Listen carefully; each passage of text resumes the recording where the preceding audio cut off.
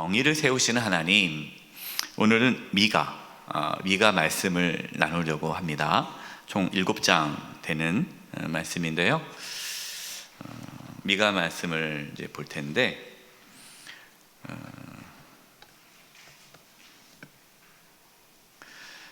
화면 한번 봐주시면요. 자, 여러분, 정의를 세우시는 하나님. 이 제목에 의미가 다 들어가 있는데요. 정의를 누가 세우십니까? 하나님이 세우신다는 거예요. 정의. 지금 이 미가서의 말씀, 이 미가서가 활동했던 이때의 시기는 북이스라엘이 멸망당하는 그 시기고, 또 남유다가 우상숭배를 하고 또 하나님 앞에 악을 행했던 시기였어요. 여러분, 교재 한번 보겠습니다. 4페이지를 보겠습니다. 4페이지를 보면요, 여러분, 남유다의 선지자 보면은 미가 선지자가 있죠. 찾으셨습니까? 4페이지에. 네, 4페이지 보면 미가 선지자 발견하셨어요? 네, 4페이지. 그럼 거기에 오른쪽에는 이사야 선지자가 있죠. 그래서 미가 선지자는 이사야 선지자와 함께 활동했던 선지자입니다. 근데 우리가 표에는 요 표에 보면은 미가는 북이스라엘, 그러니까 여로보암, 요 표에 보면은 샬룸, 문하임, 부가이아, 베가, 호세아, 요 시기에, 그러니까 북이스라엘에게도 말씀을 전했고, 남유다, 요담, 아하스, 히스기야에게도 말씀 전했는데, 특별히 이 아하스 왕 때, 남유다 아하스 왕 때, 남유다는 성전에 우상 숭배를 했습니다. 아주 악한 왕이었어요, 아하스가. 근데 미가가 하나님 말씀을 전해도 아하스 왕은 듣지 않았는데, 그의 아들 히스기야 왕은 미가의 말을 듣고 종교개혁을 하는 거예요. 그래서 미가 선지자 말을 듣고 히스기야는 이 성전에 있는 우상 숭배를 다 몰아냅니다. 그래서 이 미가의 말씀, 하나님께서 미가를 통해서 전해주신 하나님의 말씀을 히스기야가 듣고 순종함으로 남유다의 멸망이 연기되는 거예요. 그러나 결국에는 뒷부분에서는 또다시 하나님을 떠나서 남유다도 바벨론에서 멸망당하고요. 이 미가 선지자가 이 북이스라엘, 살룸, 문하임, 부가히야, 베가, 호세아, 그쪽 북이스라엘 왕들에게, 또 그 백성들에게 하나님의 말씀을 전했지만 듣지 않고 결국에는 아수르에 의해서 멸망을 당합니다. 그러니까 미가 선지자는 북이스라엘의 멸망도 보았고 남유다의 타락도 보았어요. 이게 하나님께서 미가 선지자를 통해서 전하신 말씀인데, 근데 정의를 세우시는 하나님, 왜 하나님께서 어떻게 정의를 세우시느냐? 하나님께서 무엇을 통해요? 심판을 통해서. 여러분, 하나님의 심판은 완전한 포기가 아닙니다. 그래서 이거를 징계라고 말을 하는 거죠. 징계. 하나님께서는 심판을 하시는 것은 하나님께서 이스라엘 백성을 버리신 것이 아닙니다. 뭐 하기 위해? 정의를 세우시기 위해 하나님께서 징계하신 거예요. 그렇기 때문에 하나님은 이러한 심판을 통해서 정의를 세우시는 거예요. 마찬가지입니다. 우리의 삶에 하나님은 정의를 세우시는데, 우리의 삶에 정의가 없으면 하나님은 우리를 징계하심으로 우리의 삶에 정의를 세워주시죠.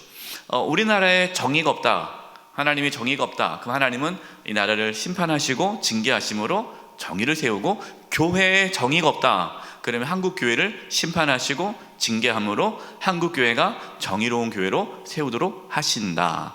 그러니까 정의를 하나님이 세우신다라는 거예요. 그래서 미가의 말씀은 하나님의 심판에 대한 말씀이고, 하나님의 심판, 그리고 너희들이 회개하면 하나님께서 회복시켜 주실 것이다. 하나님의 심판과 회개와 회복을 통해 무엇이 이루어진다고요? 정의가 이루어지는 거죠. 하나님은 절대로 내버려 두지 않습니다. 하나님은 우리가 이 땅에서 뭐 잘 먹고 잘 살고 행복하게 살기를 원하시죠, 물론. 그러나 하나님은 우리를 정의롭게 살아가도록 끝까지 이끄신다라는 부분이에요. 그래서 이 정의를 세우신 하나님이라는 부분에서 두 가지가 있는데, 하나님의 심판이 있고요, 그 다음에 두 번째는 하나님의 사랑이 있습니다. 하나님의 심판과 하나님의 사랑 다르잖아요. 여러분, 하나님의 심판, 그러면 하나님의 사랑이 없는 것 같잖아요. 그러나 하나님의 심판 가운데는 하나님의 사랑이 들어있다. 그래서 하나님의 심판과 하나님의 사랑이 정의를 이루게 되는데, 그러면 하나님의 심판과 사랑이 온전하게 이루어진 곳이 어디입니까? 십자가죠. 십자가에는 하나님의 심판이 있죠. 예수님을 십자가에서 죽이신 게 하나님의 심판 때문에 예수님 죽으신 거 아닙니까? 그러나 예수님이 십자가에 죽으신 것이 또한 하나님의 사랑을 보여주는 거죠. 그래서 십자가가 하나님의 정의를 이루는 곳이에요. 정의를 이루. 그래서 미가서에 누구를 보낸다라고 예언하십니까? 예수 그리스도, 예수님을 보내신다라는 예수님의 탄생에 대한 예언의 말씀이 미가에 나오는 거예요. 평화를 내가 이루겠다. 이 평화라는 것은 단순히 전쟁이 없고 아무것도 없는 그게 아니라, 여기서 평화라는 것은 정의죠. 정의, 평화, 참된 평화. 그 평화를 이루기 위해, 정의를 세우기 위해 하나님께서 예수님을 보내주겠다라는 것이 이 미가서 예언의 말씀이에요. 이게 큰 그림을 보면서 이제 우리 볼 텐데 35쪽 보겠습니다. 35쪽 보면은 미가의 말씀이 있어요. 35페이지 보면은 미가, 여러분 미가라는 이 이름의 뜻이 뭐죠? 누가 여호와와 같으리요. 그러니까 하나님과 같은 분이 없다. 하나님과 같은 분이 없다라는 거예요. 이게 미가예요, 뜻이. 여러분, 하나님 같은 분이 없습니다. 어떤 의미에서 하나님 같은 분이 없느냐? 하나님은 단순히 심판하시는 분이 아니라, 그 심판하시지만 하나님은 구원하기 위해서 하나님께서 사랑을 베푸신 거죠. 용서해 주신 거죠. 예수 그리스도를 통해서. 그래서 하나님 같은 분이 없다. 하나님은 정의를 세우시는 분이시다 하는 겁니다. 여러분, 다른 신들, 물론 이 당시에 모든 신들은 다 거짓입니다. 우상은 다 헛것이에요. 신은 없어요. 그러나 사람들이 만들어낸 그 우상들을 보면 하나같이 우상들의 관심은 뭡니까? 우상들의 관심, 그 각 신들의 아수르 신, 바벨론 신, 각 신들의 관심은 뭐예요? 자기예요, 자기. 그러니까 이 백성들이, 이 아수르, 바벨론, 이 사람들이 자기를 기쁘게 하면, 나를 좋게 해주면 내가 그들에게 비를 내리고 풍성한 복을 내려준다는 거예요. 그러니까 모든 우상 숭배자들은 자기들이 믿는 신을 잘 섬기는 거예요. 잘 섬기게만 하면 복을 받는 거예요. 그들이 도덕적으로 살았느냐, 정의롭게 살았느냐, 사랑하며 살았느냐 관심 없어요. 자기한테만 잘하면 되는 거예요. 그러니까 모든 우상은 자기에게만 잘하면 복을 주겠다라는 그 가르침을 전하죠.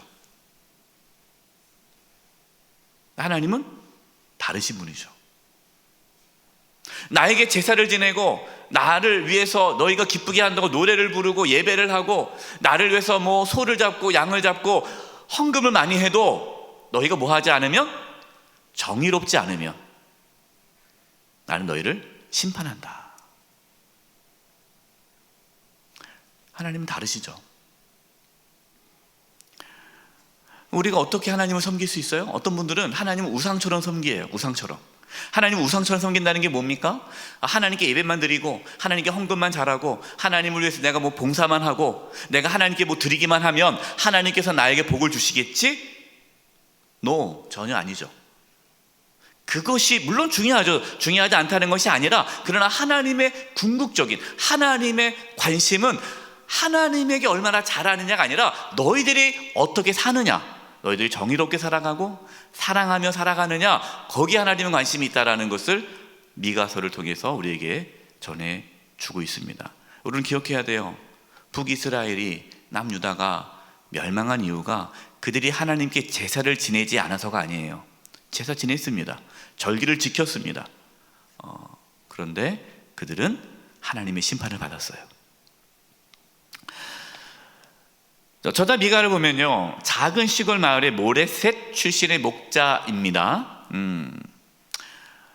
참 이 비교를 하면 재미있는데, 이 동시대에 대부분 이제 이사야 선지자가 있고 미가 선지자가 있습니다. 이사야 선지자와 미가 선지자가 좀 같은 선지자지만 다르다는 게 뭐냐면, 이사야는 귀족 출신이에요. 그러니까 이사야는 상류층입니다. 미가는 서민이에요. 그래서 이사야는 왕, 그리고 어떤 귀족, 어떤 이러한 쪽의 말씀, 그러니까 정책을 하거나 외교를 하거나 국가적인 큰 그림, 이쪽에 대한 이사야는 말씀을 전합니다.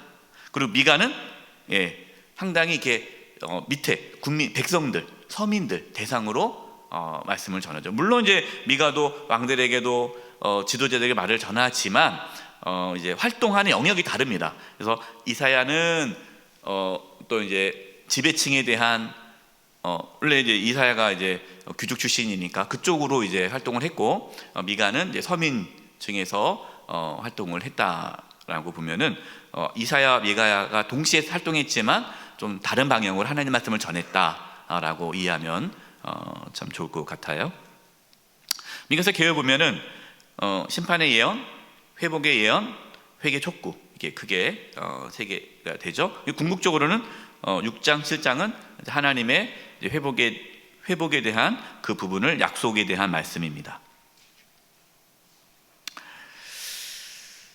네, 미가서 핵심 메시지는 여러분이 또 보시면 될 것 같고요. 이제 본문으로 들어가 보도록 하겠습니다. 30페이지 1번, 너희는 들을지어다. 신앙에서 가장 중요한 자세 중에 하나가 뭘까요? 신앙에서 가장 중요한 자세. 하나님 말씀을 듣는 거예요. 이게 첫 번째입니다. 어떤 분들은 듣지 않고 움직이시는 분들이 있어요. 열정이 대단해가지고, 열정이 대단하신 분 있잖아요. 그러니까 행동이 앞서는 분들이 있어요. 하나님을 위해서 내가 뭐 하고 싶다 막 해요. 좋은 겁니다. 좋은 거예요. 좋은 건데, 그러나 조심해야 할 것은 항상 먼저 하나님 말씀을 듣는 데 집중해야 돼요. 그래서 신앙에서 가장 중요한 자세는 듣는 겁니다. 듣는 거. 하나님 말씀을 들어야 돼요. 근데 어떤 분들은 안 들어요. 안 듣고 다 안다고 생각해요. 내가 하나님 마음 다 알아, 내가 하나님 말씀 다 알아, 알고 바로 행동으로 옮기는데 그것은 잘못된 결과를 가져올 수 있어요. 그래서 너희는 들을지어다. 우리 미가 1장 2절을 같이 한번 읽어보겠습니다. 시작. 백성들아, 너희는 다 들을지어다. 땅과 거기에 있는 모든 것들아, 자세히 들을지어다. 주 여호와께 너에게 대하여 증언하시되 곧 주께서 성전에서 그리하실 것이니라. 백성들아, 다 들을지어다. 한 사람도 예외가 없어요. 다 들어야 돼요. 목회자인 저도 하나님 말씀을 들어야 살죠. 뭐 30년, 60년, 70년 평생 여러분 신앙생활 해도 하나님 말씀 들어야 돼요. 들어야 뭐가 생깁니까? 믿음이 생겨요. 들어야 내 죄를 깨닫게 됩니다. 죄를 깨달아야 회개할 수가 있는 거예요. 말씀을 들어야 회개할 수 있죠. 또 말씀을 들어야 분별할 수가 있습니다. 분별. 뭐가 하나님께서 기뻐하고 기뻐하지 않는지를 분별하게 돼요. 또 들어야 순종할 수가 있는 거예요. 그래서 신앙에서 가장 중요한 태도는 듣는 겁니다. 듣는 거. 여러분, 하나님의 말씀을 듣기에 힘쓰기 바랍니다. 그래서 여러분 주일날 예배 마치고 집에 가면서 배우자끼리 여러분 오늘 여러분 오늘 말씀 어땠어요? 오늘 말씀 어떻게 들었어요? 들은 말씀을 나누는 게 중요합니다. 구역에서도 구역 예배 하지 않습니까? 구역 예배에서 뭘 해요?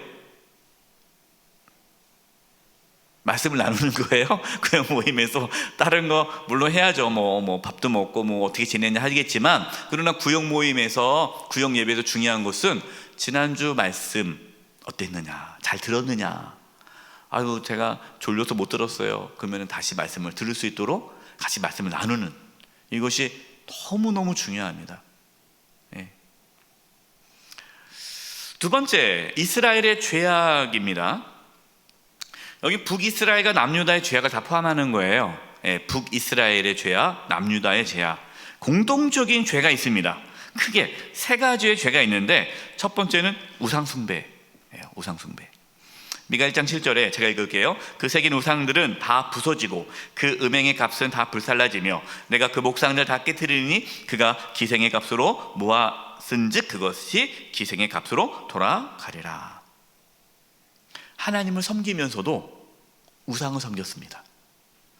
하나님을 섬기지 않은 게 아니에요. 하나님도 섬기면서 또 우상도 섬겼어요. 우리가 그럴 수 있다는 거죠. 우리가 하나님을 섬기면서도 돈을 섬기고 출세를 섬기고 자식을 섬기고 세상적인 쾌락을 섬기고 세상의 욕망을 섬길 수가 있는 거예요. 그래서 하나님과 재물을 동시에 섬길 수 없다라고 하셨잖아요. 지금 현대인들에게 있어서 가장 큰 우상이 뭡니까? 돈입니다. 돈이 절대적인 우상으로 자리 잡고 있어요. 왜? 모든 삶의 가치와 기준이 돈이에요. 돈이 있고 없고가 행복하고 불행하고, 돈이 있고 없고가 성공과 실패를 좌지우지하는 모든 기준이 돈입니다. 여러분 돈은 필요해요. 하지만 그것이 우리의 우상의 자리에 서면 안 되죠. 미가서 5장 13절 14절입니다. 내가 내게 새긴 우상과 주상을 너희 가운데서 멸절하리니 내가 내 손으로 만든 것을 다시는 섬기지 아니하리라. 하나님께서 우상을 다 무너뜨리겠다, 다 어떻게 하겠다? 빼앗겠다. 하나님께서 그렇게 하심으로 우리로 하여금 정의롭게 살게 하시겠다라는 겁니다. 내가 또 내 아세라 목상을 너희 가운데서 빼버리고 내 성읍들을 멸할 것이며, 하나님께서 북이스라엘과 남유다를 진멸하시고 포로로 끌려가게 하신 이유가 우상 숭배에서 건져내시기 위해서예요. 하나님은 때로 우리의 삶에 이러한 징계를 하십니다. 물질을 가져가기도 하시고 건강을 빼앗기도 하시고 또 여러 가지 어떠한 내가 그렇게 믿었던 사람과의 관계를 깨트리기도 하시고, 여러분 이걸 모든 걸 다 그렇게 딱 보아서는 또 안 돼요. 또 갑자기 내가 재정적인 어려움이 있다고 해서 내가 돈을 우상숭배했다라고 단정 지을 수는 없습니다. 모든 것을 다 이렇게 쉽게 공식화, 도식화할 수는 없지만, 그러나 분명한 사실은 우리의 어떠한 삶의 고난과 환난과 역경이 찾아오면 혹시 내가 그 부분에 있어서 내가 우상숭배한 것은 없는가를 정직하게 돌아봐야 돼요. 자녀가 우상숭배일 수 있고, 돈이 우상숭배일 수 있고, 세상적인 쾌락이 우상숭배가 될 수 있고, 심지어는 자신의 어떠한 자기 만족이죠. 자기 만족이 우상 숭배가 될 수 있습니다. 그래서 어떤 분들은 사람들에게 인정받고 칭찬받고 나는 이런 사람이야 라는 것을 나타내기 위해서 열심히 교회를 하다가 상처받고 무너질 수가 있어요. 그럼 하나님께서 그분을 다루시는 거죠. 네가 그렇게 사람들에게 인정받기 위해서 그 일을 하지 말아라. 근데 그걸 모르시는 분들은 막 내가 뭐 잘해보리라, 내가 인정받으리라, 그래서 막 했는데 안 되면은 상처받고 뭐 화내고 짜증내고, 나는 열심히 하려는데 왜 안 따라주냐고 하고, 그래서 아주 이게 힘들어지는 거예요.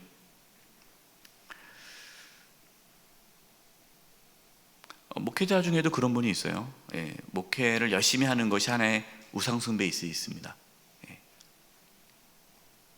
그래서 항상 우리는 우상 숭배에 빠질 수 있기 때문에 항상 하나님 말씀을 통해서 자기를 비춰보아야 돼요. 하나님보다 더 사랑하고 우선시하고 그것이 나의 삶을 결정해 줄 거라는 것, 그것이 우상입니다. 네. 두 번째, 정의를 저버린 삶이에요. 미가서 2장 1절과 2절이 그들이 침상에서 죄를 꾀하며 악을 꾸미고, 참 이게 아주 놀라우면서 재밌는 말씀이에요. 보세요. 침상에서 죄를 꾀하며 악을 꾸미고, 침상에는 뭡니까? 밤에 잠을 자기 전에 생각하는 거예요. 내가 내일 이렇게 해야지. 근데 이게 악한 생각입니다. 악한 생각을 가져요. 그리고 날이 밝으면 그 손에 힘이 있으므로 그것을 행하는 자는 화 있을진저. 여러분, 악한 행동은 어디로부터 출발합니까? 악한 생각으로부터 출발해요. 그래서 여러분, 악한 행동을 하기 전에 악한 생각을 하지 말아야 돼요. 여러분, 악한 생각에서 멈추셔야 돼요. 우리가 악한 생각할 수 있죠. 때로는 누구를 미워할 수 있고, 저 사람 내가 어떻게 하면 해코지할 수 있을까? 저 사람 나를 괴롭혔는데 나도 어떻게 복수할 수 있을까? 막 생각하겠죠. 그러나 여러분, 거기서 멈추셔야 돼요. 여러분, 이것을 계속 이 악한 생각을 묵상하다 보면 이제 그 악한 생각이 나를 사로잡아서 악한 행동으로 나가게 됩니다. 2절 보세요. 이들이 어떠한 악한 생각을 했느냐? 밭들을 탐하여 빼앗고 집들을 탐하여 차지하니 그들이 남자와 그의 집과 사람과 그의 산업을 강탈하도다. 당시에 북이스라엘과 남유다의 힘 있는 자들이 약한 자들을 강탈했습니다. 근데 이게 불법을 행하지는 않은 거예요. 법을 교묘하게 이용해가지고 법에 어떠한 불법에 접촉되지 않은 범위 내에서 합법적인 절차 안에서 약한 자들의 재산을 빼앗을 수가 있어요. 법을 착착착 피해가면서 그러지 말라는 거예요. 합법적으로 강탈하지 말아라. 여러분, 우리는 법보다 하나님 말씀의 기준을 살아야 돼요. 제가 옛날에 사역을 했을 때, 옛날입니다. 수년 한 15년 전에 어느 교회에서 사역을 했는데, 어느 집사님이 저한테 그런 얘기를 했어요. 목사님들께서 설교하실 때 이렇게 돈 버십시오 라고 말하지 마세요. 그냥 돈 버는 거에 대해서는 냅두세요. 법 안에서 다 돈 벌면 되는 거 아닙니까? 그분은 불법만 아니면 수단과 방법을 가리지 않고 돈을 벌어 상관이 없다고 생각하시는 거예요. 여러분, 그것은 잘못된 생각입니다. 물론 우리는 법을 지켜야 되죠. 그러나 우리가 지켜야 할 것은 법 위에 있는 하나님 말씀이에요. 우리의 삶의 기준이 세상적인 법이 아니라 하나님 말씀의 근거에서 우리는 살아가야 됩니다. 그러니까 더 높은 도덕적인 기준이 있어야 되는 거예요. 세상 법적으로는 아무 이상이 없다, 괜찮다 할지라도 우리는 그걸 하면 안 되는 것들이 있다는 거예요. 미가 3장 1절과 2절입니다. 내가 또 이르노니 야곱의 우두머리들과 이스라엘 족속의 통치자들아 들으라. 이 리더들을 말하는 거죠. 지도자들을 말하는 거죠. 정의를 아는 것이 너희의 본분이 아니냐. 여러분, 지도자의 자질이 뭡니까? 지도자? 정의를 알아야 돼요. 여러분, 지도자는 정의로운 자가 돼야 돼요. 정의가 중요합니다.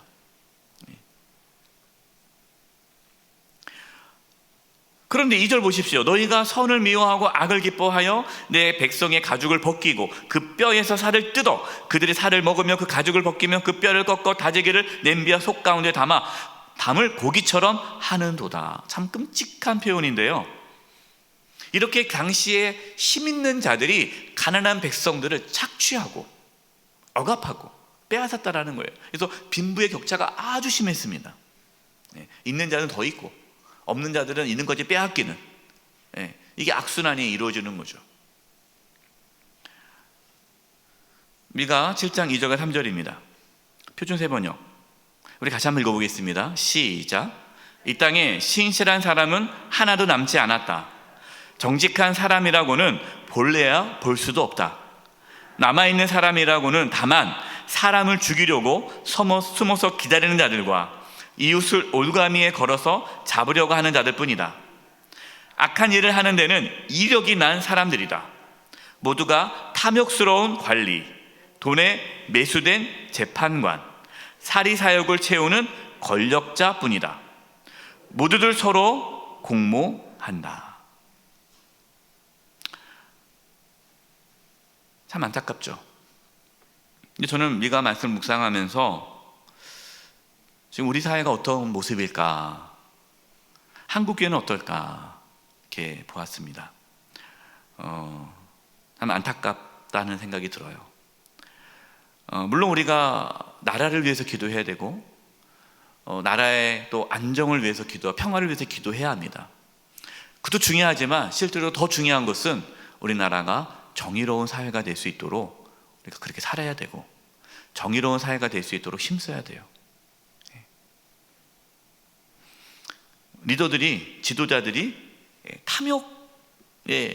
탐욕스러운 관리가 되었고 돈에 매수되었고 사리사욕을 채우는 권력자뿐이다. 안타까움이 있습니다. 누구를 판단하는 것은 아니고 우리의 모습을 돌아봤으면 좋겠습니다. 지금 하나님께서 책망하시는 것은 뭐죠? 지금 하나님께 책망하시는 것은 종교적인 예식을 하지 않아서가 아니에요. 뭐 제사를 너희가 드리지 않아서 그렇다, 뭐 예물을 안 드려서 그렇다, 너희들이 성의를 지키지 않았구나, 그 말씀이 없어요. 하나님께 책망하시는 것은 정의롭지 않은 삶을 책망하시는 거예요.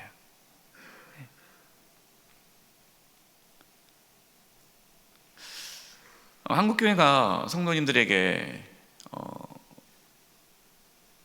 열심히 신앙생활 하라고 가르쳤죠. 열심히 신앙생활의 기준이 뭐냐? 주일 성수하고 11조 생활하고 교회 봉사하고 기도 생활하고 성경 읽고 전도하고, 그러면 이 사람은 신앙이 훌륭한 사람이다라고 인정해 줬단 말이에요. 그런데 그 6가지를 잘 해도 그분들이 직장에서 사업을 하면서 사회에서 정의롭지 않게 사리사욕 가운데 돈에 매수되면서 탐욕 가운데 살아간다면 여러분, 그분들은 신앙생활을 못한 거죠.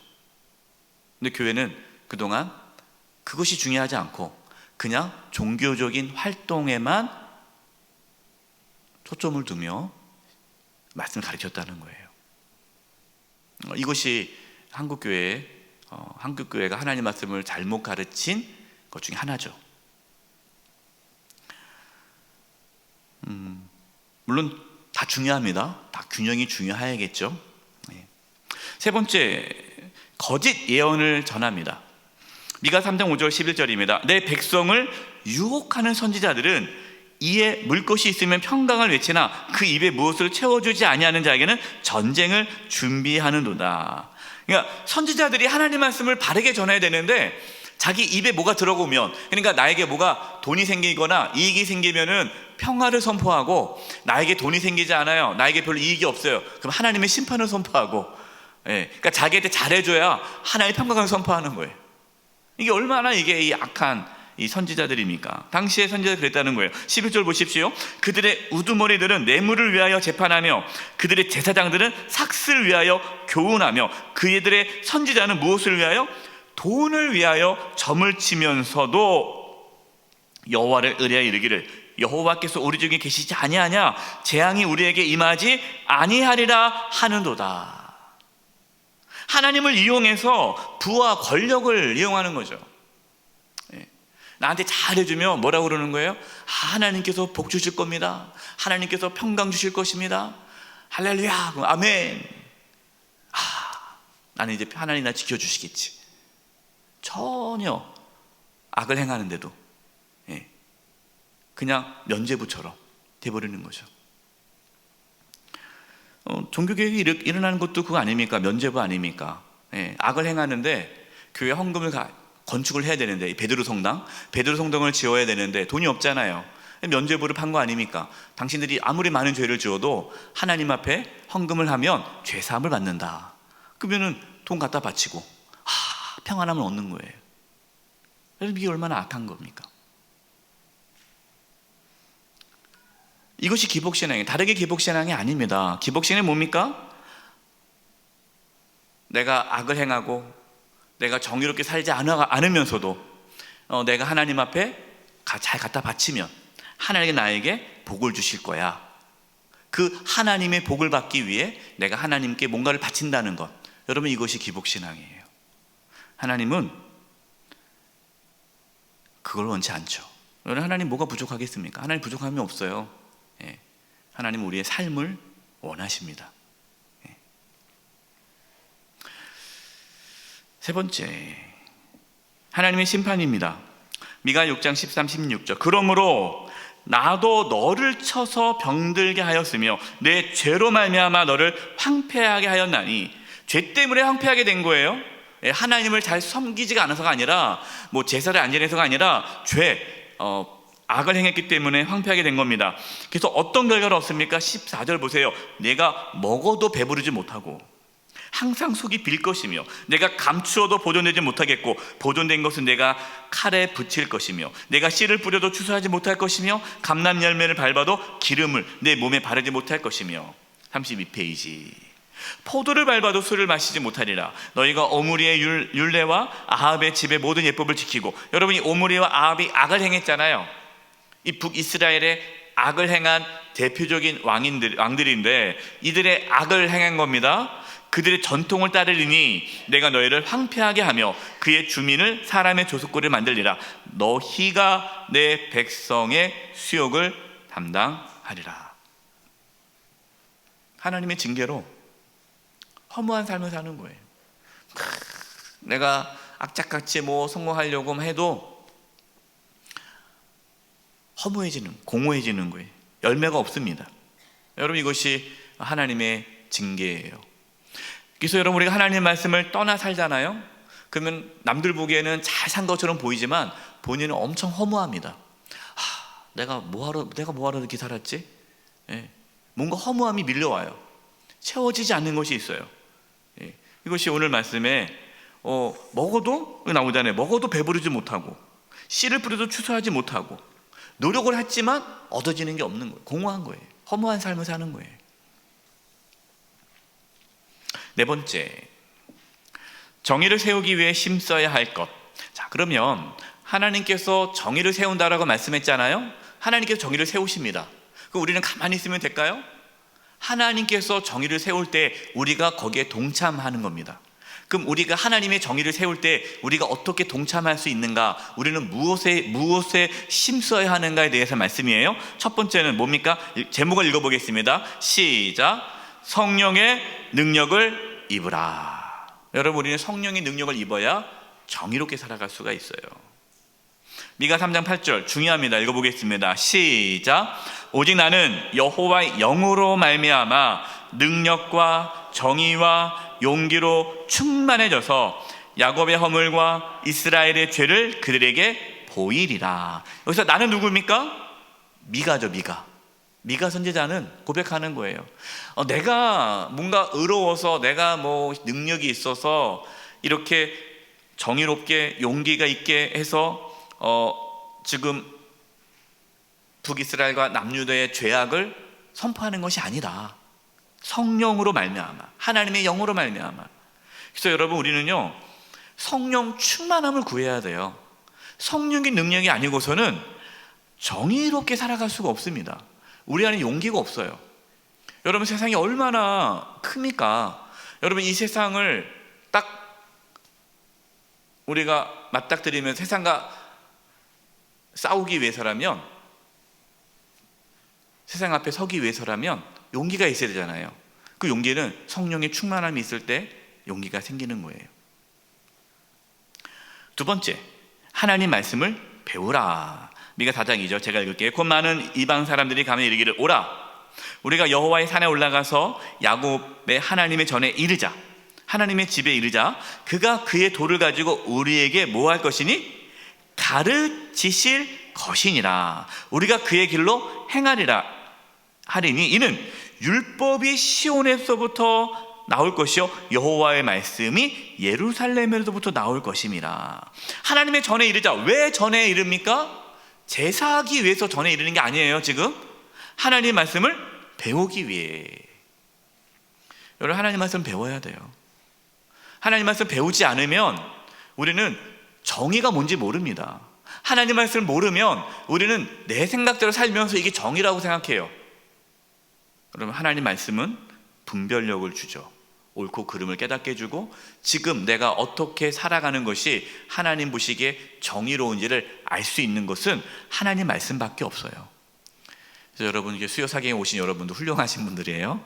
네, 한번 훌륭하시고 또 영상으로 또 수요 사경에 보시는 분들도 훌륭합니다. 하나님 말씀을 배우셔야 돼요.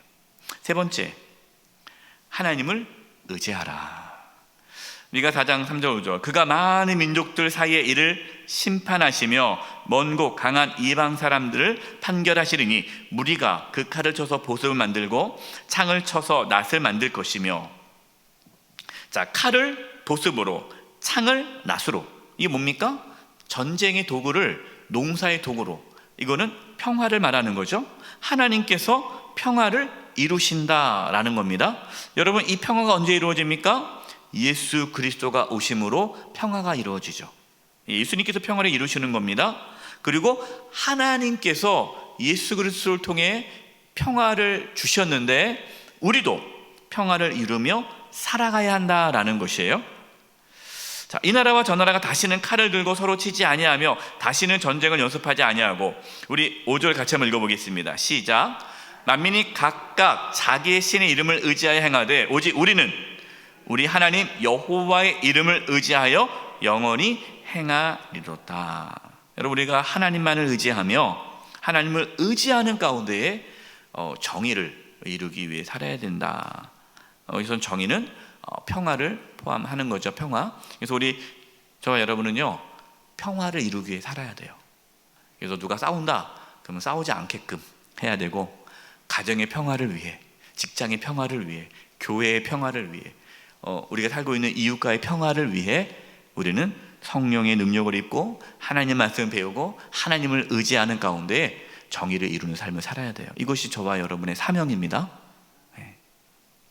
다섯 번째, 이것은 베들레헴에서 다스릴 자가 나옴.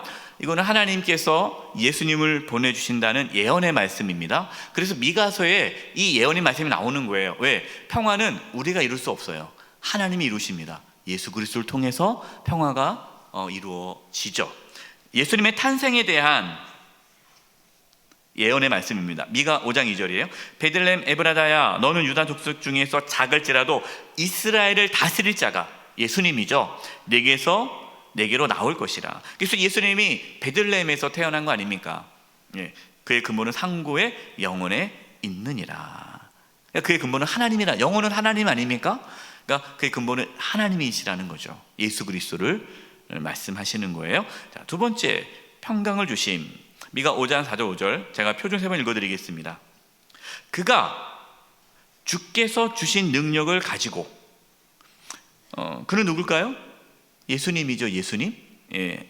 베들레헴에 태어나실 예수님. 예수님은 주께서 주신 능력을 가지고 그의 하나님 주의 이름의 위엄을 의지하고 서서 그의 때를 먹을 것입니다. 그러면 그의 위대함이 땅끝까지 이를 것이므로 그들은 안전하게 살아갈 것이다. 그리고 예수님은 그들 모든 사람들의 뭐가? 평화가 될 것이다. 그래서 예수님이 무슨 왕이라고요? 평화의 왕으로 오신 거예요. 평화의 왕. 네, 평화의 왕. 예수님을 모시고 사는 자는 무엇을 누릴까요? 평화를 누립니다. 평강을 누립니다. 그래서 세상에 알 수 없는 평안을 너에게 주노라. 예. 우리 안에 그 평화가 있어야 돼요. 평안, 평강. 참된 평강은 하나님과 관계가 회복되어야 주어지는 거죠. 그래서 예수님이 오심으로 하나님과 우리의 관계가 회복되어짐으로 우리가 평강을 누리게 된 거고, 우리만 평강을 누리면 안 되고 또 다른 사람에게도 평강을 전해야죠. 이게 예수님을 전하는 겁니다. 여섯 번째, 하나님의 구원을 기억하라. 미가 6장 4절 5절 표준 세번역으로 제가 읽을게요. 나는 너희를 이집트 땅에서 데리고 나왔다. 지금 이스라엘 백성들이 애굽에서 이집트 애굽이잖아요. 이집트 땅에서 노예로 살고 있었는데 그 이집트 땅에서 누가 데리고 나왔다라고 말씀하시는 거예요? 나는 너희를, 하나님께서 인도하셨다라는 거죠. 그 다음에 나는 너희의 몸값을 치르고서 너희를 종살이 하던 집에서 데리고 나왔다. 하나님 나오셨다라는 거예요. 모세와 아론과 미리암을 보내어서 너희를 거기서 데리고 나오게 한 것도 바로 나다. 지금 계속해서 하나님께서는 너희를 구원하신 하나님을 잊지 말라는 거예요. 기억하라는 거예요. 그 다음에 5절 보십시오. 내 백성아, 모압의 발락의 왕이 어떤 음유를 꾸몄으며 부올의 아들 발람이 발락에게 어떻게 대답하였는지를 기억해 보아라. 알잖아요. 그때 모압의 발락 왕이 이 이스라엘을 저주하기 위해서 발람을 끌어들였잖아요. 그 모든 것들, 그 사건들을 너희가 기억해 보아라. 시딤에서부터 길갈에 이르기까지 행군하면서 겪은 일들을 생각해 보아라. 광야 생활을 생각해 보아라는 거예요. 여기서 중요한 단어가 나오죠. 기억해 보아라, 생각해 보아라. 여러분, 신앙은 기억입니다. 생각을 해야 돼요. 기억을 하는 거예요. 우리가 그동안 살아오면서 하나님께서 베풀어 주신 은혜, 당연한 줄 알았는데 당연한 것이 아니고 하나님의 은혜인 줄 내가 알았습니다. 그 기억하는 거예요. 그 다음에 너희가 이 모든 일을 뭐하면 돌이켜본다는 게 뭐예요? 기억하는 거고 생각하는 거 아니겠습니까? 나 주가 너희를 구원하려고 한 일들을 너희가 깨닫게 될 것이다. 그러니까 하나님의 구원의 은혜를 잊지 말아라. 하나님께서 저와 여러분을 구원해 주셨습니다. 하나님 자녀 삼아 주셨습니다. 여러분, 이것을 잊지 마십시오. 이것을 기억하는 자는 뭐가 나올까요? 감사가 나오겠죠. 감사. 우리가 감사에 대해서 계속 말씀을 나눴는데 하나님의 은혜를 깨닫게 되면 감사가 나오고, 감사가 나오면 삶의 변화가 나타나는 거예요. 7번째, 하나님께서 원하시는 거, 별표를 하세요. 별표.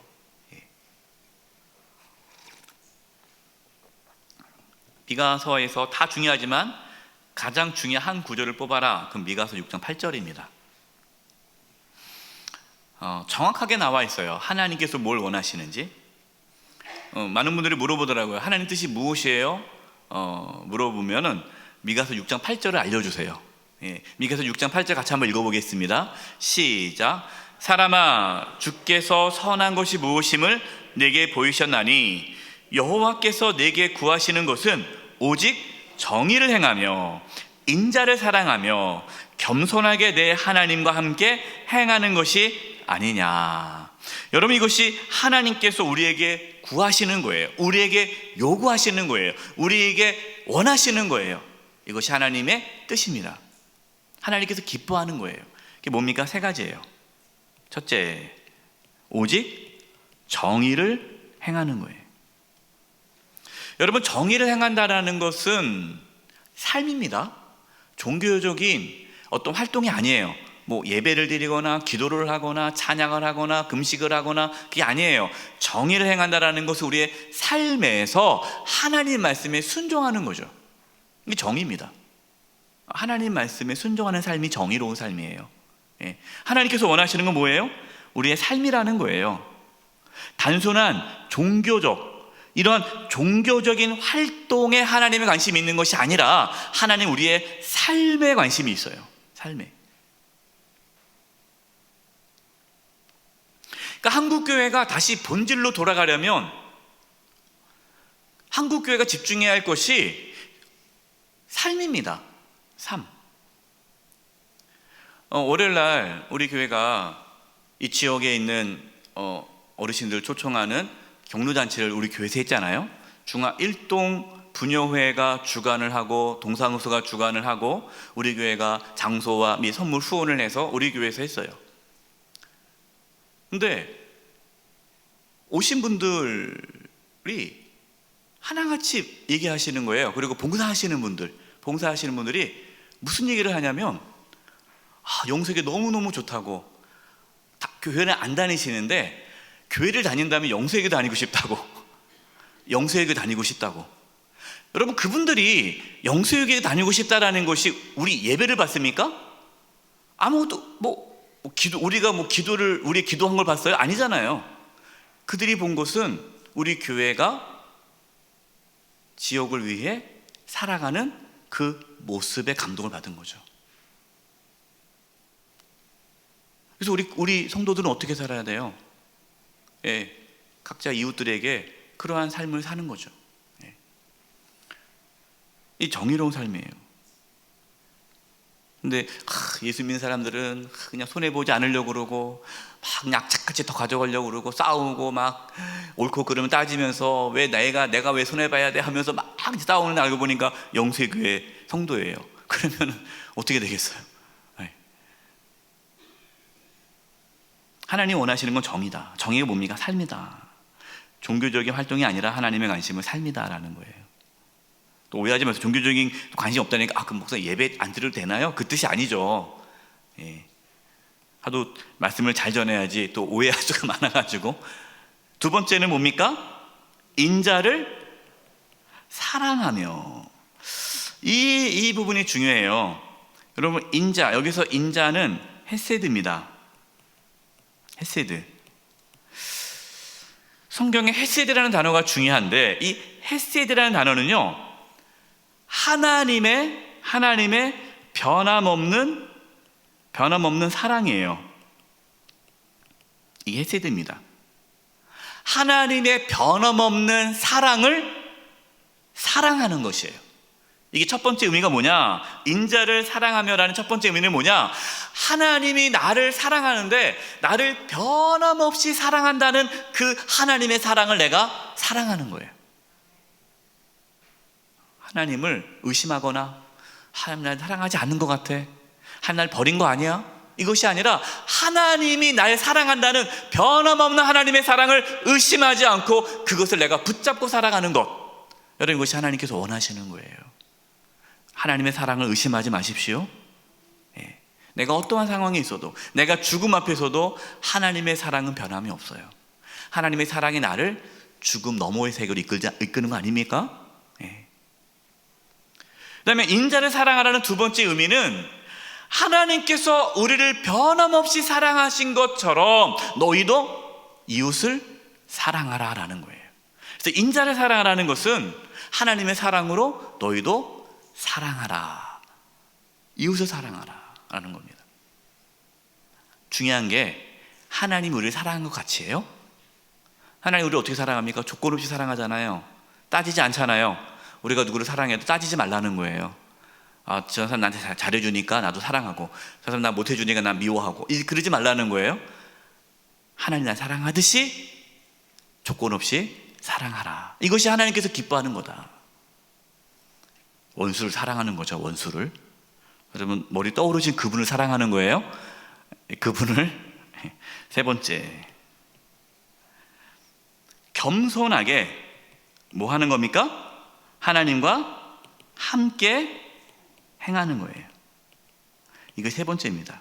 중요한 게 뭐예요? 겸손. 교만하면 안 돼요. 겸손하게 하나님과 행하는 거예요. 하나님과 함께 하는 것을 하나님은 원하세요. 하나님과 동행이죠. 이거 하나님과의 친밀한 관계를 유지하는 것. 여러분, 하나님과 친하게 지내세요? 하나님과 친하게 지내는 게 하나님께서 기뻐하는 거예요. 하나님과 말씀과 기도와 예배와 우리 이 모든 신앙생활을 통해서 하나님과 함께하는 삶을 살아가는 거예요. 여러분, 이것은 하나님께서 기뻐하시는 삶입니다. 이 세 가지예요. 정의와 인자를 사랑하고 겸손하게 내 하나님과 함께 행하는 것. 이 세 가지가 하나님께서 우리에게 요구하시는 것이다. 여덟 번째, 하나님의 구원입니다. 미가 7장 7절에서 9절. 오직 나는 여호와를 우러러보며 나를 구원하신 하나님을 바라보나니. 지금 이 미가 선지자가 말씀을 전했을 때의 상황은 어때요? 북이스라엘은 멸망 직전에 있고요, 남유다도 주변의 강대국으로 인해서 여러 가지 어려움이 있습니다. 또 곧 유다도 멸망해서 바벨 포로로 끌려갈 상황이에요. 전혀 하나님의 구원이 보이지 않죠. 그러나 미가는 오직 나는 여호와를 우러러보며 나를 구원하신 하나님을 바라보나니. 여러분, 하나님의 구원을 바라보십시오. 바라보십시오. 나의 하나님이 나에게 귀를 기울이시로다. 그다음에 여러분 8절 보십시오. 저는 8절 말씀이 큰 힘이 되는데, 나의 대적이여 나로 말미암아 기뻐하지 말지어다. 왜 기뻐하지 말라고 합니까? 왜냐하면 여기는 이제 왜냐하면 단어가 빠졌는데, 왜냐하면 나는 엎드려질지라도 뭐 할 것이요? 일어날 것이요. 대적들은 내가 엎어지면 좋아할 것 같잖아요. 그런데 나는 엎어지지 않는다는 거죠. 하나님께 나를 다시 일으키신다. 자, 어두운 데에 앉을지라도 여호와께서 나의 빛이 되실 것이미로다. 그러니까 망하지 않는다 우리는. 그러니까 대적들아 좋아하지 말아라, 우리는 안 망한다. 세상아 좋아하지 말아라, 우리는 망하지 않는다. 여러분, 우리는 망하지 않습니다. 절대 망하지 않아요. 9절 보십시오. 내가 여호와께 범죄하였으니 그의 진노를 당하려니와. 맞아요, 우리는 진노를 당해요. 북이스라엘이 멸망당했고 남유다가 포로로 끌려갑니다. 그것은 맞아요. 그러나 그것으로 끝나지 않아요. 마침내 주께서 나를 위하여 논쟁과 심판하시며 주께서 나를 인도하사 어디에 이르게 하신다? 광명에 이르게 하시리니 내가 그의 공의를 보리로다. 하나님께서 뭐 하신다고 그랬죠? 공의를 세우신다고 그랬죠? 궁극적으로는 하나님이 공의를 세우게 됨을 보게 될 것이다. 미가 7장 18절 20절. 주와 같은 신이 어디 있으리까? 이게 미가 이름이죠. 미가 본인의 이름 뜻이잖아요. 누가 여호와 같으리요?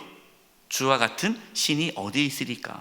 주께서는 죄악과 그 기업에 남은 자의 허물을 사유하시며 용서하시며 인애를 사랑을 기뻐하심으로 진노를 오래 품지 아니하시나이다.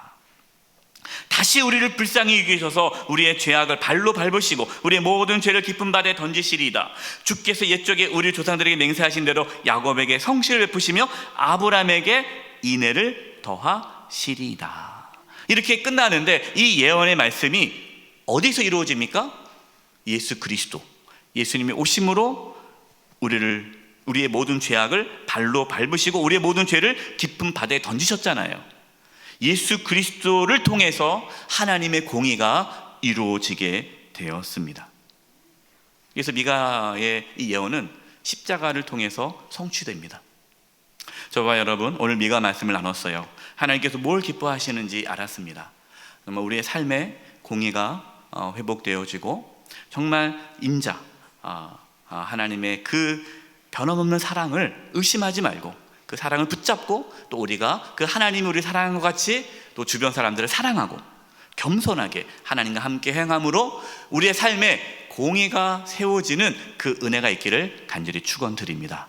우리 이 부분을 놓고 함께 기도했으면 좋겠습니다. 우리의 삶에 정의가 이루어지게 해주시고 인자를 사랑하게 도와주시고 겸손하게 하나님과 행하게 하여 주셔서 우리의 삶에, 우리의 가정에, 우리 교회와 이 대한민국 가운데 공의가 세워지게 하여 주시옵소서. 합심의 통성으로 기도하겠습니다. 하나님 아버지 감사합니다. 하나님 아버지, 미가 말씀을 통하여서 하나님의 뜻을 전했습니다. 하나님, 저희들 연약합니다. 부족합니다. 하나님이여 이루어 주시옵소서. 하나님, 저희들의 삶 가운데 정의를 이루며 살게 해주시옵소서. 하나님의 인자, 아버지 인자를 사랑하며 하나님의 변함없는 사랑, 하나님의 사랑을 의심하지 않게 해주시고 또 하나님 우리를 사랑한 것 같이 우리도 사랑하며 살게 해주시옵소서. 겸손하게 하나님과 함께하는 삶을 살아가게 하여 주시옵소서. 그래서 우리의 삶 가운데 하나님의 정의를 이루며 살아감으로 하나님을 기쁘시게 하는 삶을 살게 도와주시옵소서.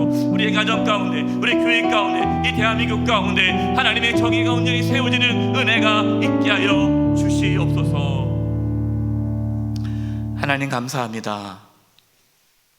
저희들을 회복시켜 주시고 성령의 충만함을 주시고 말씀을 깨달아 알게 해주시고 하나님을 의지하는 가운데 우리의 삶에 하나님의 정의가 온전히 이루어지게 하여 주시옵소서. 무엇보다도 인자를 사랑하며 정의를 행하며 겸손히 하나님과 함께하는 삶을 살게 하여 주시옵소서. 예수님의 이름으로 기도드리오며 지금은 우리 주 예수 그리스도의 은혜와 하나님 아버지의 그 크신 사랑하심과 성령님의 교통하심과 충만하심이 우리 사랑하는 성도님들 한 영혼 한 영혼 위에와 우리 영세 교회와 이 나라 민족 위에 이제부터 영원토록 함께하옵시기를 간절히 축원하옵나이다. 아멘.